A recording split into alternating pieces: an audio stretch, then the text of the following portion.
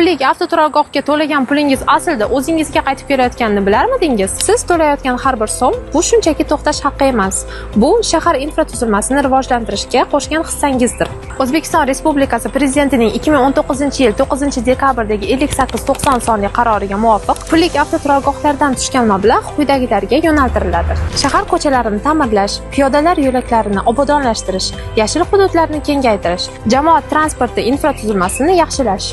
Ayniqsa, jamoat transportidan ko'proq foydalanish tirbandlikni kamaytirish va shaharda harakat erkinligini oshirishga xizmat qiladi. Qolgan qism esa to'xtash joylarini tozalash, texnik xizmat ko'rsatish, xavfsizlikni ta'minlashga yo'naltiriladi. Barcha to'lovlar mobil ilova yoki Paynet terminallari orqali amalga oshiriladi.